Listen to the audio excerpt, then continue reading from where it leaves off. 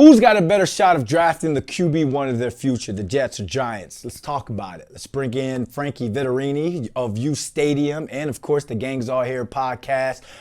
Frankie, what's going on, my man? He's out in Indy on Radio Row at the Combine.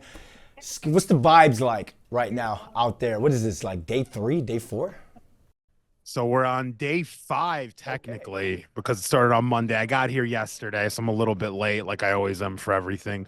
But vibes are good, man. Vibes are good. The Giants and Jets. There's some speculation that both teams want a quarterback. So I've been hearing a lot of news and some rumors about that. They're meeting with a lot of quarterbacks, both teams. But yeah, vibes are good. Indy's is an awesome city. I don't know if you've been out here, Brandon. Have you been here? Nah, I haven't been out there yet for the Combine, but next year, me and you, we're going to do something on Radio Row for sure. Next year, you're gonna have a seat right here, my man. And if not, I'm not coming. All right. So I'm just letting you know. I know the Mel Kipers and the Todd McShay says that this isn't the QB draft class like it is yesterday, but we don't know until we know. I think Jackson Dart has kind of made a name for himself, Cal McCord as well. I think there are some other quarterbacks in this draft that could step in with the proper training and the proper coaching that Bo Nix got last year and be a QB1 of the future for both squads. Am I crazy for saying that? No, you're not. But I think some of the names you've given, you're a little crazy for saying. And I'm just saying that based on I'm not a big Jackson Dart guy. Okay. And I'm not that into Kyle McCord as much as other people. But I'll give you 2 other names. Go ahead. I'll match your 2 with my own 2. How about I give you some Will Howard and Riley Leonard?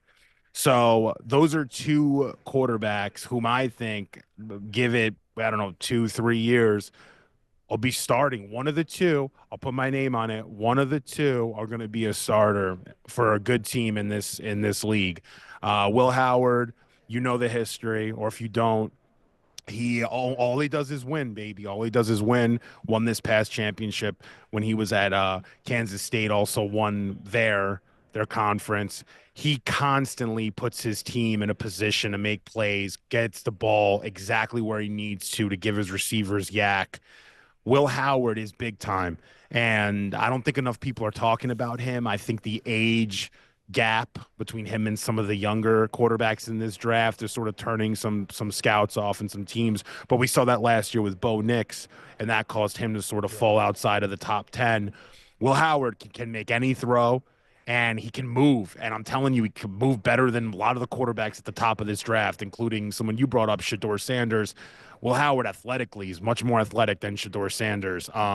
And he's in my opinion, is more accurate. So Will Howard's somebody that I think once he gets developed, Brandon, I think he's going to be super good. Riley Leonard, dude, Riley Leonard's a freak. Riley Leonard is somebody that he can make any throw. He had 17 rushing touchdowns last year and brought Notre Dame to the Natty. Ironically, they both played each other in the Natty.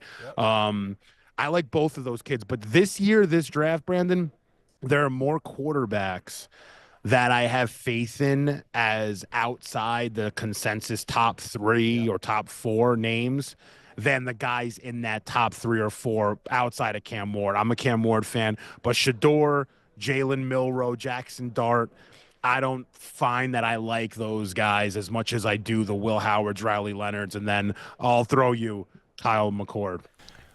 The only thing about Will Howard when it comes to me is, will he suffer from Ohio State syndrome when it comes to getting to the NFL? The only quarterback I feel as though in recent years from Ohio State that has really showed up and showed out in the NFL is C.J. Stroud. I played with Troy Smith, former Heisman Trophy winner.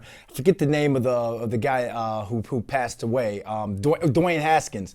Yeah, they really would, like, the recent Ohio State quarterbacks didn't really take over when it got to the league. That success didn't translate because you have the top receivers in the league that go on and have big careers in the league. You have them to throw to in college, going up against Indiana and Northwestern in that sense. So Will Howard is someone like, yeah, I have him on my radar, but he's just one of those guys where I'm a little bit hesitant in terms of putting him up there for one of my top quarterbacks. Riley Leonard, he's just a question mark guy to me. I felt as though that national championship, had he thrown for 3 touchdowns or something in that game, then I think that would have projected him a little bit higher. But, I mean, it is what it is. Again, this is all what we personally think. We all watch the tape. It's just about what coach can come in, what coordinator can come in and get the most out of these guys. And when we talk about going out of the quarterbacks outside of those, I guess, this year's top tiers, the Jalen Milrose, I think that's a guy who's going to be the next Jalen Hurts in that sense. Wow, you're going that high. Yeah, but not that high in terms of having that success. He has to have the same situation as a Jalen Hurts. Jalen Hurts has weapons behind him. Oh, yeah, He's always had weapons. So any quarterback we talk about in this draft, I feel as though if you have Devonta Smith, A.J. Brown, Dallas Goedert, and then you got Saquon Barkley in the backfield and an offensive line to protect you, you better be good. So I think a Jalen Milroe is somebody that I think, yes, he's going to have to develop. But again, the right system with the right weapons around him, that guy is going to be dangerous. So who would you say would be that sleeper who could get drafted in a great situation and maybe later first or second or even maybe third round? Who could be that sleeper or sleepers that if they get drafted into a great situation, they could come on this first year and be that Dak Prescott type guy who can come in and play at a high level in their first year? Well, I'll give you 2 other names. I did give you Riley Leonard, but I do think it's going to take him probably 2, if not 3 years. So I think like if you give Riley Leonard that Jordan Love treatment, I could see him being a really good starter for a team in year 3, potentially even maybe year 4, but you have to commit to it. And he's got to stay in a consistent system that's going to potentially elevate his throwing ability, which you pointed to, and I agree with. 2 other names, though. Curtis Rourke. Yep. I like his arm, man, and I like his pocket presence.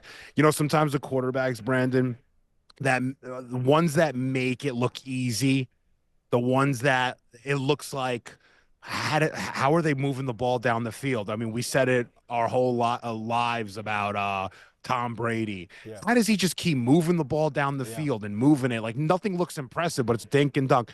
Curtis Rourke, that's him for you. Another kid who I like is Dylan Gabriel. I think if Dylan Gabriel, man, goes to the right system now, I don't know what his ceiling is. I think he might fall into that sort of like Tua category where he might be able to make every throw underneath, but when he has to throw over 15 yards or go down the field, he's going to struggle, or the weather's off or bad. He's not going to be able to, press it through, windy conditions or whatever. But I like a lot of the late guys in this draft, man. Mm-hmm. People here like this Tyler Shuck kid.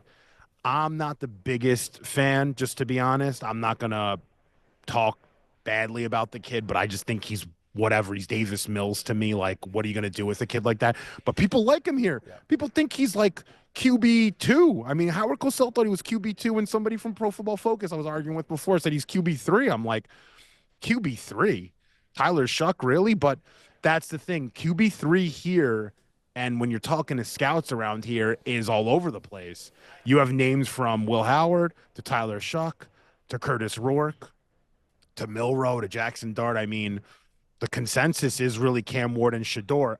For me, it's Cam Ward and Will Howard. I'm a Will Howard fanboy. We're gonna go back and forth on Will Howard a lot this year, me and you, by the way. But I don't think there's a consensus QB3. I also don't think there's a consensus QB2, honestly. So we'll see as the process sort of plays out. Yeah, because when you get down to that third round and you're looking for your Russell Wilson, or you're looking for that maybe Mr. Irrelevant in our Brock Purdy, again, you look at the offensive systems that Russell Wilson went into his rookie year. You look into the system, a Kyle Shanahan system that Brock Purdy was able to pick up. So when you're talking about the Rourkes and the Shucks and those guys, if you could come in, and I'm give people a little insight, like when you come in day one, rookie camp for these quarterbacks, I know how hard it was to pick up the playbook as a wide receiver. But as a quarterback, they've now got to come in and things are completely different to where it's like, you got to know what the offensive line are doing. You got to know what the outside receivers are doing, what inside guy is your hot, your sight, where that back is going to go get picked up. So a guy that can pick that up right away, That's going to be a luxury to have, whether you get him in the first, the third, or the seventh. But even bigger, Frankie, if you can have and display and show on a consistent basis through rookie camp, OTAs, mini camp, training camp, that you can be accurate with the football and ball placement, the OGs, the big receiver, the main receivers, the money guys are going to, they're going to campaign for you to be that quarterback, because 100%. you can be that flashy guy. Let's say Jalen Milroe right now, how he has to develop. So now I'm talking about development. What would you rather, a guy that can scramble, that you're waiting for his arm to develop, or a guy that has accuracy that you're waiting for him to just pick up football sense? I'm taking the guy with the accuracy, because as that receiver, if you get me that ball in a position where I can catch and run, you don't have to run. You've now got longevity to your career, to your rookie year. So those quarterbacks that, at least if you can pick up that playbook, and like Tom Coughlin used to say, know and know you know, and then still be able to deliver a catch and runnable ball, those are the guys that are going to be absolutely deadly in this first year and have a chance to at least compete for a QB1 job. We've kind of a little tidbit. Go ahead. A little tidbit though. I just got something before I hopped on. I wanted to tell you. We've brought up all these quarterbacks, right? Yep. We are forgetting a quarterback that before this college football season was projected to be a top 10 pick, top 5 pick. Quinn Ewers. Quinn Ewers. Yep. Yes. Yep. The Jets apparently met with Quinn Ewers. Okay. So apparently the Jets are talking with some of these guys that could be around on day 3. Yep. Maybe they'll move up on day 2, late second round. They'll move up and try to pick up a kid. But yeah, the Jets are very apparently interested in some of these later guys. So we'll see. The Jets are like that drunk guy at the club, just talking to all the pretty women up in the club. Right? Yeah. Because it's hard at 3 at 7. a.m. when everyone's leaving. Know, it's hard at 7, man. It's hard to like hoping. You're sitting there hoping that, you know, the girl you've been flirting with doesn't go off with another team or dude like that. And you're hoping that she comes back to the bar and you can have that last, at least give her your Instagram handle or your number, you know. So it's hard. Like you said, they may have to be aggressive to move up, but they may not. What do you use? What should I use out here, you think? I know you're married. Sorry. What should I use? The Instagram handle or the number? What's better? 1, not married. 2, use the IG. You're not married. Sorry. Use my the bad. IG, My bad. because you may have the blue check. Sorry. The blue check. I don't have the blue check. I don't have the. Sorry, you were not married. Why'd I think you were married? My bad, too. It's all good, man. I got more grays than you. I know. You know, I'm saying that you're married. Oh, man. All right. So we both kind of talked. We talked before we did this video, and we're both like, we've talked free agent quarterbacks forever. We're kind of tired about it. So again, we're going to put our own little spin to it. Give me a quarterback or give me some sort of trade scenario that no one is talking about for the Jets and Giants to go out and grab their quarterback of the future. Man, listen, this is completely outside the box, and it might not make any sense, but I could see Tyson Bagent, the backup quarterback of the Bears. I could see him being available. And I like his potential, because you saw last year a lot of veterans in Chicago apparently were clamoring for him because Caleb may have not have gone along with guys back there. I could see Tyson Bagent being somebody that the Jets or the Giants or a QB needy team could potentially want to kick the tires on and say, hey, let's give this kid a shot and bring him around. I've heard his name brought up a few times around here. I've heard it on some pods over the last couple of weeks. He's a buzzy name. So, and you look at Ben Johnson going there now, they may want more of a system quarterback, somebody that does what Ben Johnson wants to do. So maybe Tyson doesn't fit that mold, but that's an interesting name. And I could see, you know, if Dayball's looking for a kid with that prototypical sort of arm strength, or the Jets want to bring in someone to compete. I think Tyson Bagent's an interesting buzzy name. For me, my trade for the Giants would be trading for Kyler Murray. And I like that. If you're going to trade for Matthew Stafford and you're going to give all that up, I get it. He's won a Super Bowl, and people are like, why Kyler Murray? He's only been to the playoffs once in the last 6 years. Cardinals defense is absolutely terrible. Like, you saw what he was able to do towards the end of the season last year when he really got on the same page with his offensive coordinator. I think Brian Dable, and I say this till I'm blue in the face, he does not need a statue quarterback. He needs someone that has some sort of threat with his legs. And not saying he's a pure runner. That's why I think Jalen Milroe could be in play with the Giants in like the third, fourth round. But he needs someone mobile enough that can scramble enough and buy time, because all it takes is for one injury on that Giants offensive line, and then it just, it all kind of falls apart gradually throughout the year. So that quarterback. Dayball worked wonders for Josh Allen. Josh Allen credits most of his career to learning under Dayball. So, I mean, it makes total sense, actually. And even in college, he had Tua and Jalen Hurts, and Tua was a scrambler, but Tua was able to move enough to get into the first round, So I think that Kyler Murray thing could be there. All right, close us out, Frankie. Final thoughts, man. You're at the Combine. Give us the final buzz and what you're looking forward to for the rest of the week. My final thoughts are this. When we look at quarterbacks, the number one throw, and I tell people this all the time, and this was the throw that really last year opened my eyes to Bo Nix.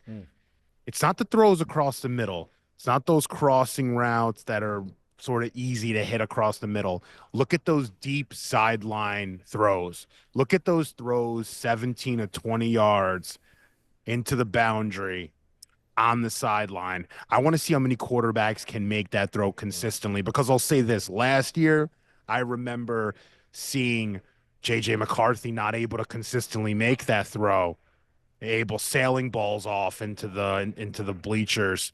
You then got Bo Nix come in and hit that throw. He couldn't miss. He could make that throw blindfolded. That throw is everything I look at. So I'm going to be very interested to see, and you don't have to go there and look at it yourself, but I'm curious as to that throw, Brandon. I know it's a little bit of an off point, a little odd, but that throw, man, that's 15, that's 16 to 20 yards right on the sideline. The quarterbacks that make that, I've been noticing over the years, are the ones that end up being better than the ones. Daniel Jones couldn't make that throw. Daniel Jones was great with those crossers. Brandon, he was sailing those ones right out of bounds every time. Sanchez couldn't make those throws. I want to see what quarterbacks can make those throws tomorrow. And those are the throws that's going to keep a guy like Malik Neighbors and Garrett Wilson happy, because those are that one-on-one shot when you're up against the quarterback, the CB1, and they're jawing. If you don't at least give me an opportunity to go make a play on the ball, I don't want you as my quarterback anymore. Get this guy out. So, and you want it easy too, Brandon. You don't want to have to go across the middle and take on safeties and guys coming at your neck or your ankles and whatnot. Hit me right on the sideline. Give me that Chris Carter treatment. Make my life a little easy. And so a lot of these quarterbacks, especially the ones we've seen in New York, they don't make wide receivers' lives easy. That's for sure. Man, Frankie, you were a receiver in your former life, man. No, I was definitely not. I remember when I played flag football, right? I kind of took the team over and was like the coach. I put myself in as a receiver one play. I'm like, our receivers stink. I'm going out there. Dude, I ran a streak, stop and go. Oh, I got the corner bit on my stop. Dude, right in the breadbasket. Couldn't bring it in, man. Couldn't bring it in. Oh, no. Yeah, so I never did it again. Get this guy a microphone. Get him off the field. Hey, man, I appreciate you, Frankie. Appreciate you, man. Thanks a lot.